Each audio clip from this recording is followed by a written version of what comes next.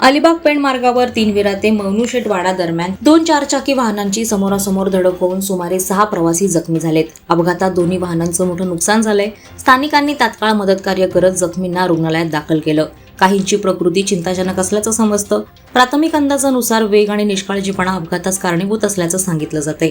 पोलिसांनी पंचनामा करून तपास सुरू केलाय. या अपघातामुळे काही काळ वाहतूक कोंडी झाली होती. या मार्गावर कडक वाहतूक नियंत्रणाची मागणी होत आहे.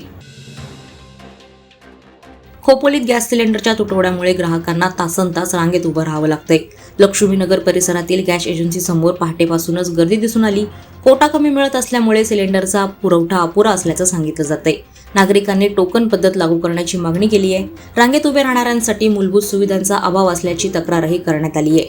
वाहतुकीसाठी अतिरिक्त खर्च सहन करावा लागत असल्यानं नागरिकांमधून संताप व्यक्त केला जातोय. ही परिस्थिती सुधारण्यासाठी तातडीनं उपाययोजना करण्याची मागणी होत आहे.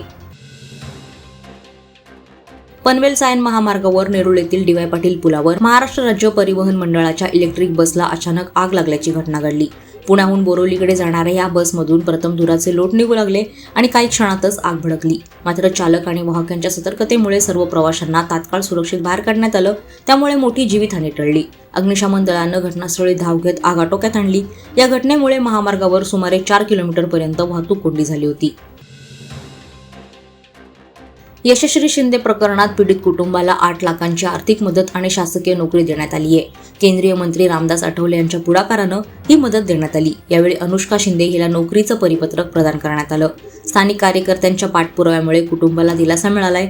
या आरोपीला लवकरात लवकर आणि कठोर शिक्षा देण्याची मागणी आरपीआयनं केली आहे. फास्ट ट्रॅक न्यायालयात खटला चालवण्याची मागणी करण्यात आली असून न्यायासाठी लढा सुरूच राहणार असल्याचंही यावेळी सांगण्यात आलं.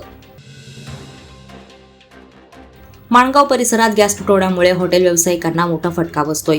अनेक हॉटेल मालकांनी ग्राहकांची गैरसोय टाळण्यासाठी चुलीवर स्वयंपाक सुरू केलाय. काही पदार्थ बंद ठेवत मर्यादित पण चविष्ट जेवण दिलं जातंय. माणगाव येथील बायपास जवळील कळमजे नदी पुलावरील सुप्रसिद्ध शुद्ध शाकाहारी हॉटेल रेड्डीज याचे मालक नागेश रेड्डी यांनी देखील परिस्थितीमुळे चुलीवरच जेवण बनवण्याचा निर्णय घेतलाय. ग्राहकांनी या प्रयत्नांचं कौतुक केलं असून हॉटेलला चांगला प्रतिसाद मिळतोय. गॅस पुरवठा सुरळीत करण्याची मागणी व्यावसायिकांकडून होत आहे. रायगड जिल्हा परिषद विषय समिती सभापती निवडणुका बिनविरोध झाल्यानंतरही खातेवाटप जाहीर झालेलं नसताना सोशल मीडियावर बॅनर झळकू लागल्यानं नागरिकांमध्ये संभ्रम निर्माण झालाय. काही कार्यकर्त्यांनी सभापतींना खाते वाटून अभिनंदनाचे संदेश प्रसारित केलेत. मात्र अधिकृतरित्या महिला आणि समाज कल्याण समिती वगळता इतर कोणतेही खातेवाटप झाले नसल्याचे पदाधिकाऱ्यांनी स्पष्ट केलंय. आगामी सर्वसाधारण सभेतच खातेवाटप जाहीर केलं जाईल असं सांगण्यात आलंय. या प्रकारामुळे प्रशासनाबाबत गैरसमज पसरल्याची चर्चा सुरू आहे. अखंड भाविकांचे श्रद्धास्थान असलेल्या श्री संत बाळूमामा देवाच्या पालखीचं नुकतेच खालापुरात आगमन झालं. नाडाळ येथील पंचायतन मंदिरात पालखीनं मुक्काम केला. दरवर्षीप्रमाणे कोल्हापूरच्या आदमापूर येथून निघालेली ही पालखी मोठ्या भक्तिभावानं मुंबईकडे मार्गस्थ झाली असून 28 तारखेला चेंबूर येथील मंदिरात पोहोचणार आहे. यावेळी ग्रामस्थांनी प्रसाद आणि निवासाची उत्तम व्यवस्था केली होती. यामध्ये महादेव पुजारी, शामराव आळदर, प्रमोद शिंगाडे यांच्यासह अनेक भाविक मोठ्या संख्येनं सहभागी झाले होते. या सोहळ्यानं संपूर्ण परिसर भक्तिमय भावानं भारावून गेला होता. रामनवमी निमित्त उरण तालुक्यातील विविध गावात श्रीराम जन्मोत्सव उत्साहात साजरा करण्यात आला. पहाटे अभिषेक, भजन, कीर्तन तर दुपारी पाळणा व महाप्रसादाचे आयोजन करण्यात आलं होतं. चिरनेर येथे 125 वर्षांची परंपरा यंदाही भक्तिमय वातावरणात पार पडली. हजारो भाविकांनी दर्शनासाठी गर्दी केली होती. फुंडे, चिर्ले आणि उरण शहरातील मोठ्या प्रमाणात उत्सव साजरा झाला. मराठमोळ्या पद्धतीनं साजरा होणाऱ्या या सोहळ्यानं श्रद्धा आणि एकोप्याचे दर्शन घडवलं. चौक परिसरातील वांढळवाडी येथे रामनवमी उत्साहात साजरी झाली. कीर्तनकार प्रवीण महाराज फराट यांनी राम म्हणजे मर्यादा आणि आचरणीय तत्व असं प्रतिपादन केलं. मानवानं मर्यादित राहून जीवन जगावं, अन्यथा आपत्ती येते असंही त्यांनी सांगितलं.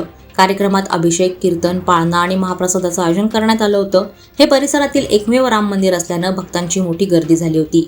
ग्रामस्थ, महिला आणि तरुणांनी उत्सव यशस्वी करण्यासाठी सहकार्य केलं. अतिशय भक्तिमय वातावरणात सोहळा पार पडला.